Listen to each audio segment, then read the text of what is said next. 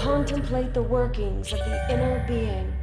Your eyes are wide open, but are you really seeing? All right, everybody, welcome aboard. This is the Mentor in the Mirror podcast. My name is Ta. My name is Cole. We are Ta Cole. So we're excited today to have one of our really dear friends to come on, and we're going to be sharing some other perspectives you may not have heard throughout all of this. And we're going to be talking a bit about just listening to your body in general, but as a nutritionist, some of the things that she's seeing as well. So we really want to thank our friend Elaine for coming on the show. Hi, Elaine. Hey, Elaine. Hi, I'm so happy to be here. Thank you so much. Stoked to have you. Yeah, we're excited to have you. Yeah. Let's, before we even get onto the topics that I know that we'll carry, can you let people know a little bit of what you do, just so they can get some context a little bit? Absolutely. So I am a clinical nutritionist, and that is a phrase coined by the people who trained me in this work. Essentially what I do is I use nutrition, so nutrients in supplement form, as a healing protocol. And I specialize in hormone balancing. And the way that it works, I typically see my clients in person, and I use muscle testing as a diagnostic technique. And so what I'm looking for is actually, how are your glands and organs functioning? So I'll look at all the glands and organs in the body, depending on where my clients are at, not necessarily initially when they start, but when they've been with me for a while. So we're looking at, how is your digestive function? How is your liver, your gallbladder, your kidneys? And we're using, but the muscle testing is a biofeedback technique. So it's just accessing the information that's in that unspoken part of your brain that's running everything on automatic. So in other words, it's like having a private conversation with all the glands and organs, like checking in. So, liver, how are you doing today? Kidneys, how are you doing? How are you doing? Intestines? Okay, so you're not doing so great. What kind of nutrients could we provide for you in supplement form, food in supplement form, that gives you the raw materials you need to start working better? And whenever I find a weakness, wherever it is in the body, we're always looking at interference factors too, or things that we call stressors. So heavy metals, chemicals, and food sensitivities, scars on the surface of the body that have broken up the communication pathways, how the nervous system is communicating with the rest of the body. And then the topic that we're all talking about now is microbes. And microbes fall into 4 different categories. There's bacteria, viruses, funguses, and parasites. And viruses are on everybody's minds right now, because that's what's going on in the world. And I've been seeing some really interesting patterns that I wanted to share with everybody that might help just get a different perspective on how to take care of yourself and maybe what's going on in the world. Awesome. Thanks. So could you describe really quickly what muscle testing is? How does that work? So again, muscle testing is a biofeedback technique. It's accessing information that's in the unconscious part of your brain, the part of your body that's running everything on automatic. And when I'm doing it in person, what I'm actually accessing is, because your nervous system fibers run right under the surface of your skin. So as soon as I touch a gland or organ on somebody, their nervous system is sending a message to their brain. So if there's stress in that area of the body that I have my hand on, liver, digestion, spleen, lungs, heart, wherever it is, then the arm will actually go weak. So it's a super quick, non-invasive way to get a lot of information from the body very, very quickly. Thank you. Yeah, I appreciate the explanation, because I hear a lot about muscle testing, but I very seldom hear what the actual procedure is like. And it sounds very intuitive, and thank you. I appreciate the way you describe. I've had it described. There's a science to it. There's an art to it. People use muscle testing in different ways. I'm using it to assess the functions of the body, the glands, the organs, the system, how everything's working together. Okay. Awesome. Yeah. And so in these trying times with this virus, this microbe, that the COVID-19 and just the times that we're having, what are your thoughts on this, as far as healthy upkeep of the body, and what could support people to be able to have an immune system that's on peak to help them move through this time? So I'm glad that you asked about the immune system, and a lot of people are talking about that. So what I'm seeing actually goes above and beyond immune system function. So if it's okay with you, I'll go back a little bit. Yeah. In the spring of last year, I started to see a shift in patterns. So I've been in practice since 2004. And most of the time when people come in, with any kind of a virus, bacteria, fungus, parasite, they have their immune system is activated and temporarily weakened because it's working really hard for them. So we have to give more nutrients so the immune system can continue to function for them. And they usually don't feel very good. But I'll choose 1 or 2 products, a few things to support that process. And by the next time I see them, 2, 3, 4 weeks later, it's cleared from their body. So the immune glands have come back to full function, and the body is saying that the microbes no longer are there. And I use test kits to monitor those kind of things. Starting last spring, I started to see, and it was only a handful of clients initially, but more virus activity than I've seen before, and causing disruption in the body in deeper ways. So going above beyond disrupting a temporary disruption in immune function into disrupting different functions in the body, like the digestive system or the detoxification glands. And also that it was taking a lot longer to clear their body, a lot longer to fix the functional disruption that had occurred because of the microbes being there, and a lot more change in nutritional support in order to get them through all of that. But again, it was just a handful of clients initially.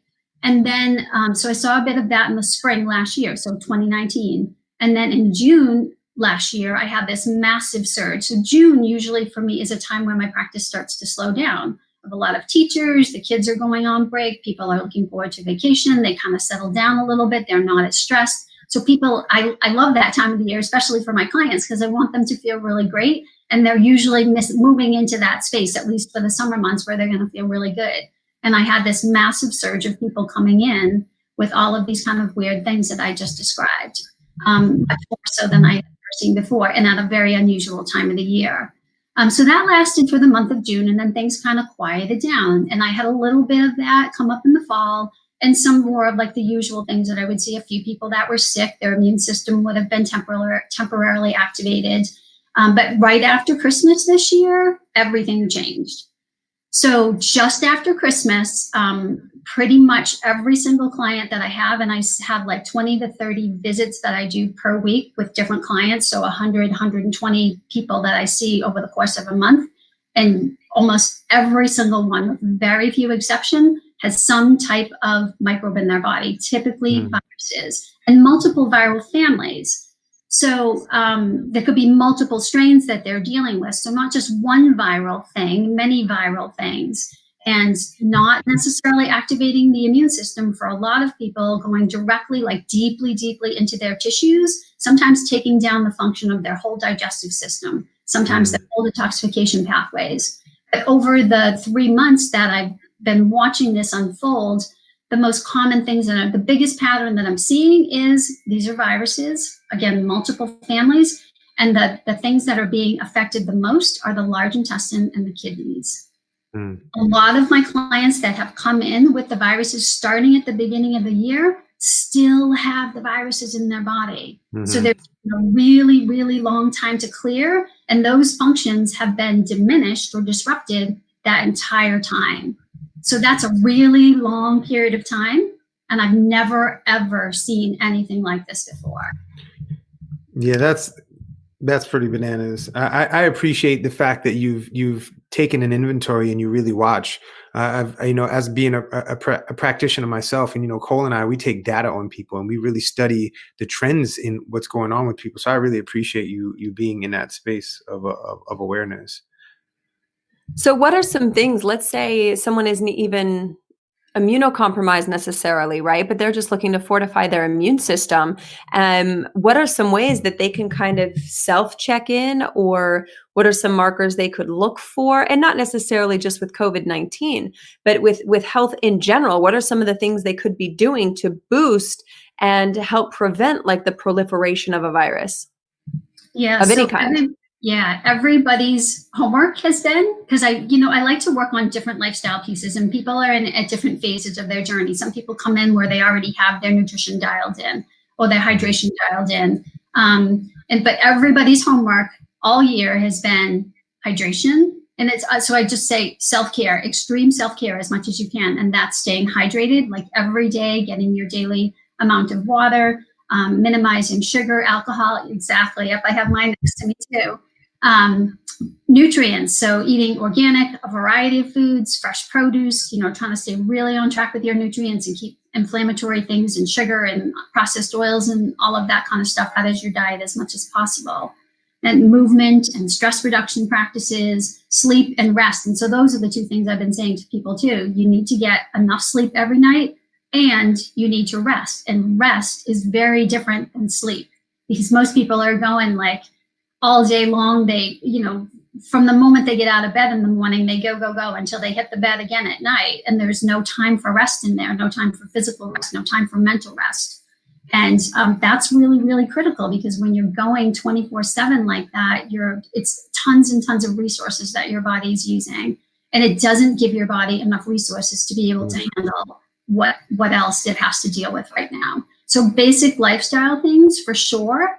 I'm also really, really big on customization. So all of those things are really important, and yet there's no one right way of eating that's going to work for everybody. So you could take a healthy food and keep trying to put it in your body every day and be thinking, something's not working. This should be making me feel better. Well, yes, it's a healthy food, but it may not be right for you. So it's paying attention to your own body and tweaking your own lifestyle for a way that works for you. Mm-hmm. Yeah, something that we work deeply in, and this, we work deeply in helping people to unravel shame, and that area of the body that you're speaking of, the large intestine and the kidneys, is in the area that happens to reside in the solar plexus chakra, and that's the area of the body we find that people hold a lot of that have a lot of shame in their lives, and aren't able to bring honest expression of the self to the surface. They have issues, and they tend to be more susceptible to any kind of pathogen in that particular region. And I think right now, in the way the world is, there's a lot of people hiding, and there's a lot of shame, and there's a lot of stuff going on, particularly in this country with the way our government is functioning and the way our healthcare system is. There's a lot around that. What are your thoughts on that? I love that perspective. I wasn't aware of that. And it just makes me think, one of the things that I have been aware of is the people that are doing the best are the ones that are taking really good care of themselves. Mm-hmm. But I know that stress can push them over the edge. And that's why I've been giving everybody that homework, like self-care, because if your body gets super stressed, then it's going to create something bigger. Like, people are doing fine, they're feeling good, they're functional. So I just wonder, from like an energetic worldwide perspective, if that, what's being triggered in that way, where that might be contributing to what I'm seeing in that physical plane. Yeah, it's been something that's been intriguing us. Because that been coming up a lot. It's been coming up a lot with people in these disruptions in that particular area of the body, and the way our society is. I'm just intrigued that all of this is happening all at once. And I'm so glad that this is kind of tying things together for you and for us. I appreciate the explanations that you've thrown out so far, because it helps me to actually put things into perspective. This perspective that you've given me today is a tremendous gift, because that's something that I never considered as far as muscle testing and the nutritional aspects. And the self-care issue, we tend to find that in the wellness realm, people talk about nutrition, they talk about movement, and the idea of self-honesty is I believe is the deepest self-care that we can have for ourselves, is to be able to express ourselves fully so that the body can relax. And if you're relaxed, everything can flow through you the way it needs to, so the signals move easier. But when you have that blockade, that energetic blockade in specific areas, and I've studied chakra maps, these things really correlate to a lot of the disease entities we have. And when energy is not moving, just like you said, if there's something going on in an area, the signal, but you're going to get that weakness when you do the muscle testing. It makes so much sense. I'm so glad that you're bringing this up. This is tying things together for me, sister. So thank you. I really appreciate your vantage point on this. This is when you said, "Yeah, I have a unique perspective." I wasn't anticipating this, so this is awesome. Thank you so much. I appreciate it. Do you have any sense of where you guys are seeing it as well, and you're doing more of nervous system based, like body based? Why this is coming up so much right now for everybody? I mean, we've made up some pretty entertaining stories from because at the end of the day, everything that's being created through an individual's perspective comes from their own conditioning and whatever they're taking in, whether it's nutrition, the news, the source of the news, whatever, right? They are consuming. And each person's individual basis for consumption creates the image they're projecting into the world. So for our friends that are in New York City, for our friends that are in the Bronx, they have a very different experience of the virus because of the amount of exposure to people, to a perpetuation of the fear and what they're seeing. So it gets a deeper genetic imprint. It's the same thing as, someone can have, what's the kind of trauma? I always forget this word for some reason. Vicarious trauma. I'm like visceral. Why can't I think of the V? It is visceral. It is visceral. But it is how vicarious trauma is. Even the people in New York that haven't had COVID or not to their knowledge or whatever, what they are seeing, what they are witnessing, what they're experiencing is still very traumatizing. And what we know from the study of epigenetics is how environment impacts the expression of our genes, right? So the people's experience, where we are and what we're consuming, is going to imprint deeper than almost anything else will. That's why when we see descendants and have worked with people that are refugees of war-torn countries or the Holocaust or anything, there are certain habitual patterns that become literal imprints in the physiological habits of the body. So as far as what we are seeing, it depends on who we talk to. We're seeing all of it. The people we're talking to in New York have one experience of the virus. People who have actually had the virus have different experiences of the virus, dependent on what their experience of the virus was. And that also has to do with their personal experience with being sick and childhood traumas and past experiences. Some people, when something bad happens, and I say bad in air quotes, something bad happens to them and they really don't get sucked into the suffering of it. It's like, cool, I take care of myself, I rest, I get what I need, and I get better. And other people will lean in to suffering because it brings significance and connection and love, and not to differentiate from people that die or not, right? This is a separate thing than someone's mortality. But there is a known difference with how someone heals from any virus or bacteria or cancers or ate the wrong food according to mindset. And that doesn't mean you can mindset your way out of it. It means mindset matters. And so with every person we talk to, it varies according to the childhood development and their belief structures around control and security and finance.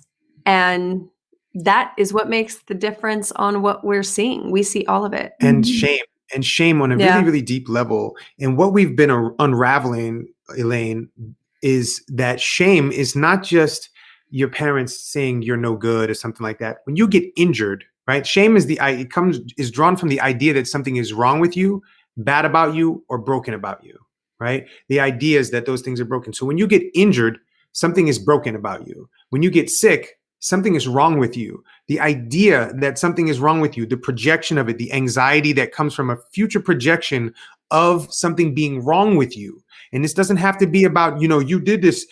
It's something wrong. The idea that something is wrong with your physicality, your mentality, or the ideas around yourself causes a disruption in that particular area, that solar plexus chakra area of the body. Specifically. And that's where we've been finding this stuff come up. It's around the shame things. And I don't think that it's happenstance that we've been delving into this shame stuff really, really deeply, delving into this self-honesty stuff really, really deeply. When we talk to people about food, how are you eating? Oh, I eat good. And I eat good. Meanwhile, they're having Twinkies and stuff that they're being secretive about, and they're not bringing this stuff to the surface. And this also affects the gut biome. This affects everything that's going on. And we have all these microbes that are living within us, right? And reproducing and doing all this stuff that actually allow us and help us to function. These things get thrown out of balance when we aren't honest in that area. And that has been having a dramatic change in people's health that we've been noticing. Mm-hmm. Yeah, it's so interesting. So I just want to clarify. So like people are having a different experience based on their past and the way that their neural program is going. And so my curiosity is in, I understand how people are responding to the news and the information, and yet I started to see a shift before things started happening in the news. And I don't follow the news per se, because I know what it does to people's physiology and the strong images and things like that, and whether or not it's giving you the truth or not. So it's just something that I choose not to participate in, but it's just really curious. So I just wonder if, even because things started shifting in my practice before things really started blowing up here, if there's just this like energy that's coming around and already disrupting people even before it hit it, even before we're getting the images and the reports. Yeah. I believe so. I believe this has been in the works for a while. This is not something that just happened out of the blue. We've been building this up for a long time, and it really started to come to a head last year and the last summer, the beginning of the last spring is when things started to really get wonky. So it's a buildup, and when you consider that we are all one, we're all breathing the same atmosphere, we're walking on the same ground, right? The translation of energy is moving through all of us. So if one physiology perceives something, it moves into the next physiology, moves into the next one, and there's a buildup. There's a gradual buildup. It's like waves that are just going through humanity. And so this is a tidal wave. We're really seeing it. This is, and we've been saying since last summer, really since last spring at Paleo FX last year when we spoke there, that there's a new wave of human evolution coming in. And we said, for those that aren't aware and are not bringing awareness to their felt sense, what they're experiencing, where they're operating from, they're going to get dragged in the undertow of the wave, because everybody is coming for a shift. We didn't know it was going to look like this. And yet, if you go back to everything that we've been saying for the last year, we said, look, you can't control the wave. You can learn how to navigate and direct yourself within the wave. Learn how to surf. You watch surfers that can navigate and do tricks and go down in the tube and pipe. Anyway, pipeline. That. So it's knowing that what we have the ability to do is, first we have to have a sense of individuality in the collective, which is different than the I. And I'm not going to get deep into that right now. Anyone that wants to go deeper into it, we can. But there's a difference between I'm not like anyone else and recognizing individuality from the everything and the everyone, because of the way that we do imprint and create projections. That's not the collective projection. That is yours in co-creation with the collective projections. So as we started to see things shift, we watched it in government. We've watched it in political agendas. We've watched it in almost every facet of healthcare, fitness, politics, and things have been almost like a dinosaur dying. Like there is a paradigm shift that has been coming, which made things a lot louder. A lot of things seem just big and explosive and scary. And so for me, this is the macro of what's been going on. This is just the global representation of what's been happening to the individual organism. And now we can't ignore it anymore. Nope. For all of humanity, we're getting a mirror to our face right now. Whether you believe in the models of COVID-19 makes no difference. It's here, and the impact of it is here. Yeah. The virus itself may not be infecting every person. The energy itself is infecting everyone. So it's really taking this opportunity to assess where we are in our collective lives as individuals together. Yeah, I'm so fascinated to hear your account of that, because we haven't talked about, I've worked with you guys over this past year, but I've never heard you, and I listened to your podcast, but I haven't heard you talk about the timeline of what you just shared with me. And so we're seeing the same correlations just from a different perspective. Yep, we are. So fascinating. It is fascinating. And, I journal every day, just about every day. I'm not going to sit here and bullshit. It is the intention, and it happens most. I journal just about every day, and I've been going through my journals from the last 3 years, and just seeing the cascade of difference of what's going on in this world and with myself has been dramatic. When Cole and I first got together, I was working 12-hour shifts in the hospital. I was touring around as a musician. I was doing all this stuff. And I kept saying, I got to get out of this healthcare system. This healthcare system is dysfunctional, and it's not working properly. And, they're giving people medications. And in New York City, I worked at five different hospitals in New York City that closed down in my career in the last 10 years of my career. And I think there were 12 or 13 that closed down at the end of my career. And it was dramatic how many. And we're talking about one of the biggest, most busy cities in the world. And they took out 12 hospitals from the municipal area. I think 12 or maybe more. Don't get me, don't quote me on the number, but it's at least 12 hospitals closed down. I worked in 5 of them.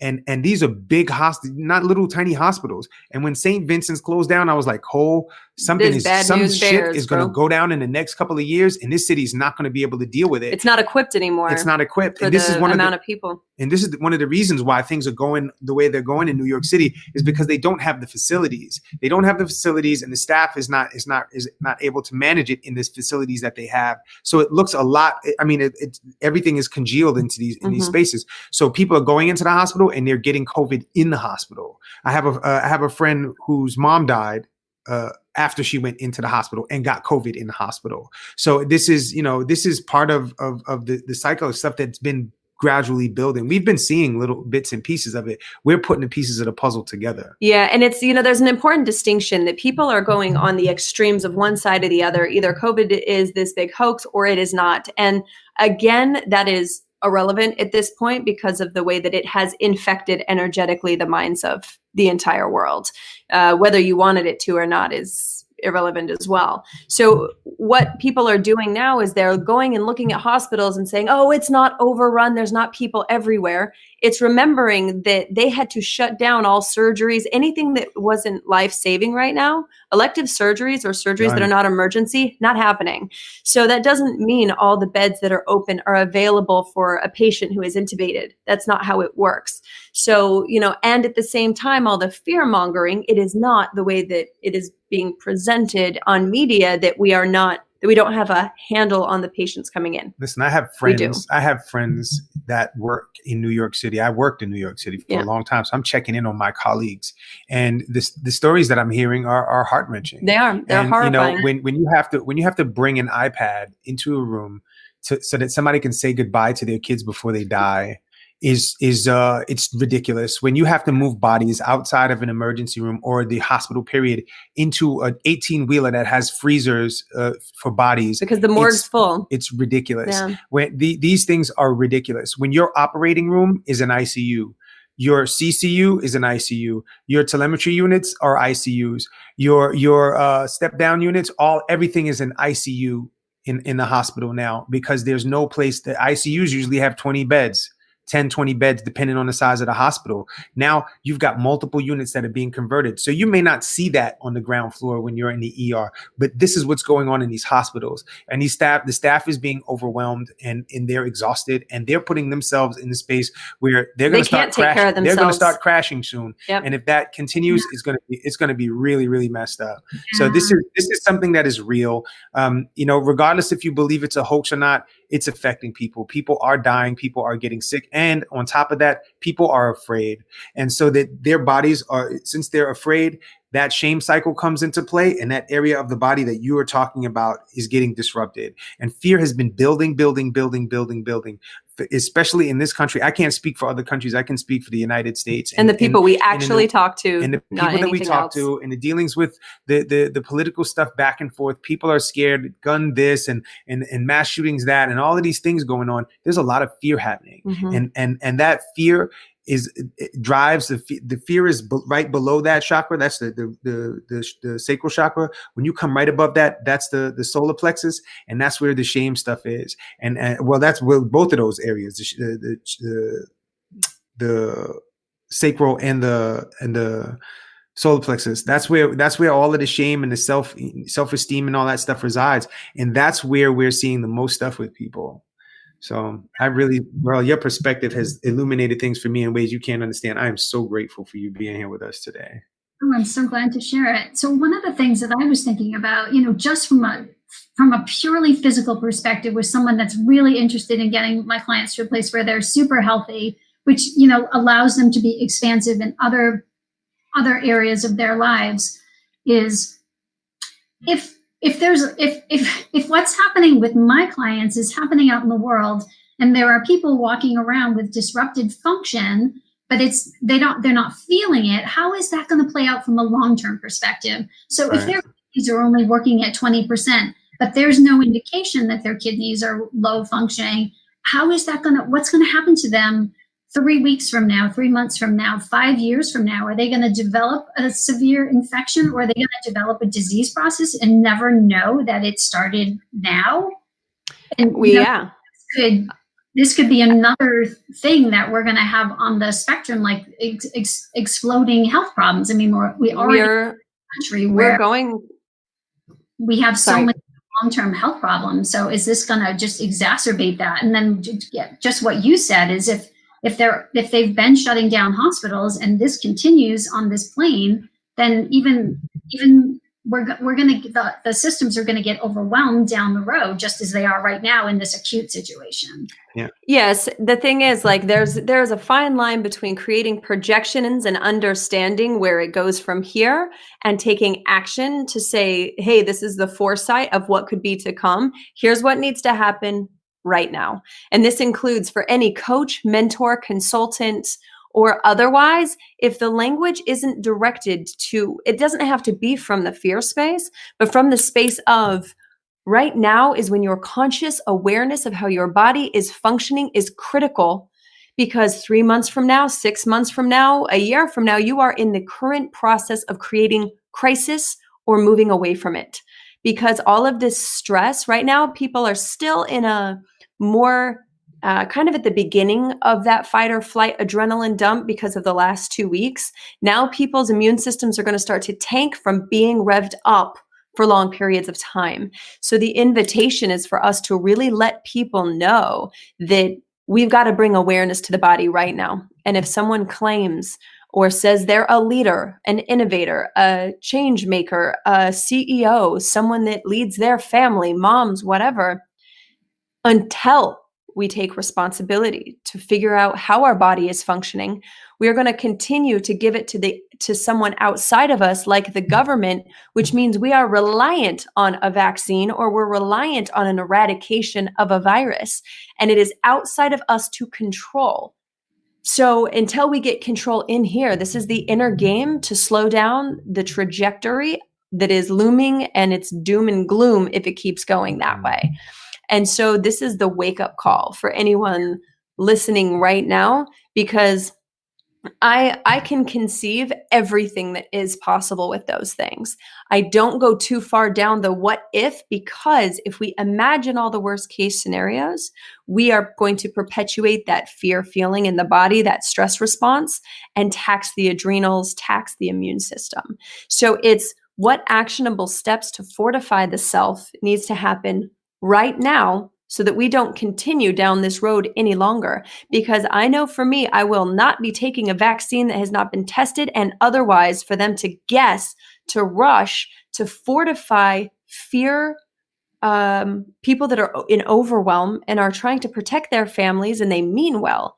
But when you understand how things are tested and you understand the statistics of vaccines, then, and I know that alcohol is out. Refined sugar is out. Dairy is out. Anything that causes an inflammatory response for there to be more mucus for a virus to proliferate in is out. So this is the calling for us to take responsibility for ourselves as individuals, or it is going to be mandated outside of us, which still isn't going to solve the immunity issue. Absolutely. Yeah, I agree with your perspective 100%, which is why I was so excited to have this opportunity to share what I've been seeing in my practice, because it really is that calling. I don't want people to go into a fear perspective. That's not why I share that information. It's like, we can take control of these things. We have responsibility of our own bodies. And now it's really, really time to step in and dial in our self-care. And not only, from this, flippant is the word that's coming to mind, but it doesn't quite describe what I'm thinking. Not from this sort of minor perspective of, oh, well, I'm going to the gym twice a week and I'm eating some vegetables and I'm drinking some water. No, it needs to be way more than that. And if you don't understand the US food supply and our labeling laws, now is the time to really get engaged with that kind of information so that you know that you're fortifying your body. You know that your filters are filtering your water. You're counting the ounces you're drinking every day.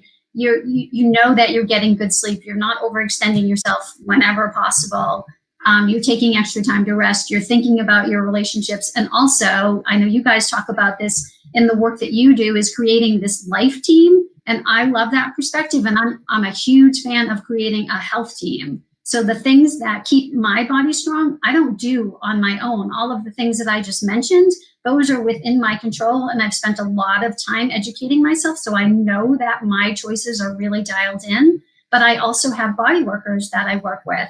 And if something was going on with my body, I would be looking for other practitioners. Like I've worked with you guys this year because I'm interested in getting my nervous system to a calmer place. So now it's really time, like, take the responsibility that you can take, and then who else can help me? And so that I really understand not only how strong my body is, but what else might be going on in my life that could be weakening my efforts, or where am I falling short? Yeah. Yep. Yeah. And like you said, education is the key, educating yourself and becoming educated on this. One of the issues that I'm finding with people is that it's hard for them at this moment to really take in information because their nervous system the sympathetic nervous system is heightened. And when you get into that space, you lose your intelligence, you lose empathy, right? These things go out the window. And it's really important for people to understand it. And logic. Logic also goes out the window. Logic, empathy, and intelligence. And it's hard for people to really learn. So when we have these things set into place from the gate, like when you have your life team, when you start to get wonky and hey, listen, I'm in this space. Somebody else can come in, help you downregulate your nervous system, and you don't have to learn anything. They can help you in that space. And it's setting up this type of stuff so that we have this already. So when something like this happens, we don't get overwhelmed. Our bodies are able to manage as much as possible through this stuff because we have these systems in place. And it's really important for people to understand that in order for them to really take on information that is not aligned with the fear space, they have to be out of the fear space. Fear information vibrates at a particular rate. And that rate is the same as your epinephrine, norepinephrine, cortisol. Those things vibrate at a particular rate. That's a kind of a fear frequency, if you want to get woo about it, right? And when you get into that space, it's really hard for you to take on information. When you get calm, when you get kind of chill, you can pull that information in. But it's really important for us at this particular juncture to be able to get that nervous system to calm down so that we can actually take on that information, that education. I think anyone can relate to being at a point where they were late trying to leave their house, couldn't find their keys. Look for them everywhere. Can't find it. You ask your partner, spouse, roommate, friend, and they're like, they're right here. You didn't see them. The reason you couldn't see them is because you actually were losing access to a part of your brain that is consciously aware, that can see. It's going into this subconscious reptilian reactive thing where you can't see it.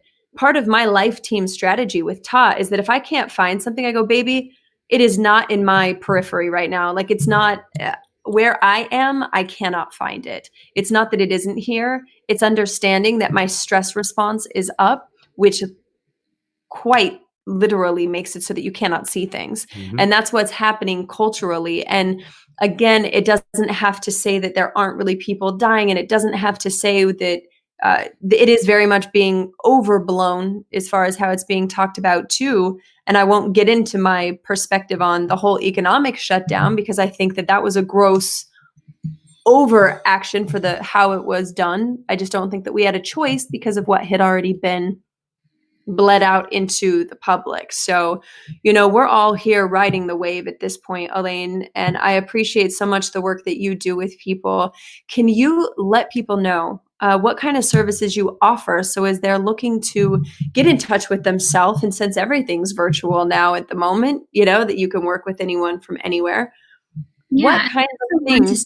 I totally get how that your brain shuts down when you're in stress mode. But even developing that awareness right now and being like, okay, I can't take on any knowledge right now, but I know that there's a weakness and I'm not gonna let this go by. So when my body starts to calm down, I'm gonna step it up and I'm gonna get that education. And yes. shifting things for myself. Yes. Yep. Yes. It's going to continue forever, so they can put everything on hold right now and just be aware that they can be vulnerable, but they can fortify everything a couple weeks from now when things start to settle down.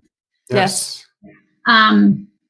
So as I said, most of my services have been in person doing muscle testing, and I am going to start transferring that skill into a virtual space so I can help people understand what's going on with their bodies. Doing muscle testing, through a situation like this, via phone, Zoom, things like that. I also created, just quickly over the last week, an offer to do an intensive with people. So if there's somebody that knows that they have a weakness now, they have been neglecting their self-care, or they're not quite sure, I can spend a couple hours on Zoom with them and go through their lifestyle with them. And like, this is dialed in, this is good, this is a vulnerable spot for you. And these are the steps that you can start taking in order to move you to that space. So really helping people understand where they're at and what they need to work on to get to that place where they do really feel strong and capable. Because that's been one of the greatest gifts for me. I spent more than 2 decades of my life struggling with my health. If I was in the poor health that I was 20 years ago during this, I would have fallen prey to this. I definitely would have gotten sick for sure. So it's such a gift to be able to, I can trust my body. I know it's strong, and I know that I can take really good care of it. And I want to help other people move into that space.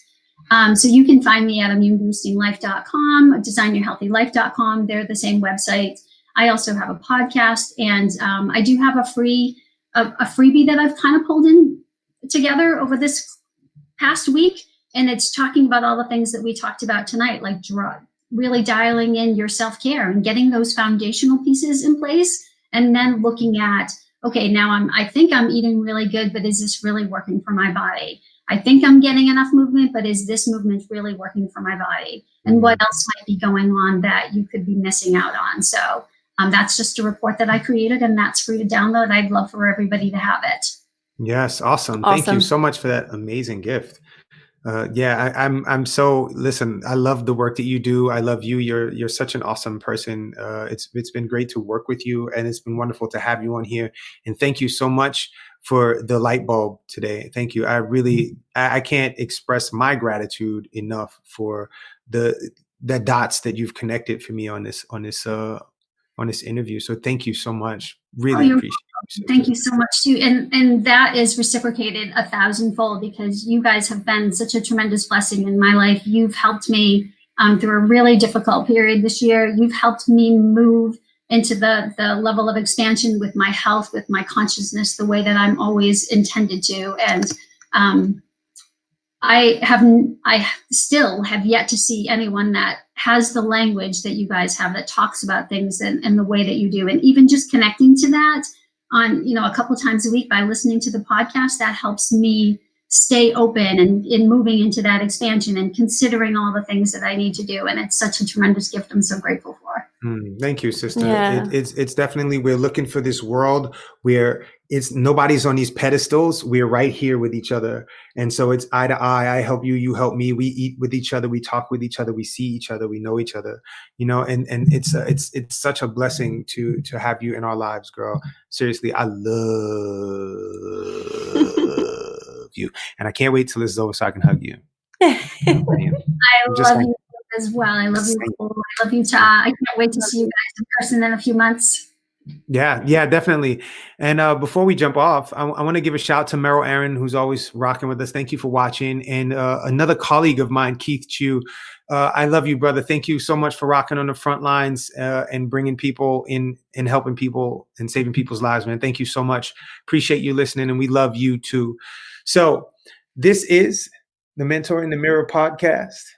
My name is Ta. My name is Cole. We are Ta Cole. This is Mentor in the Mirror. As Ta just said, don't forget to rate, review, subscribe, share with a friend. Tag a friend.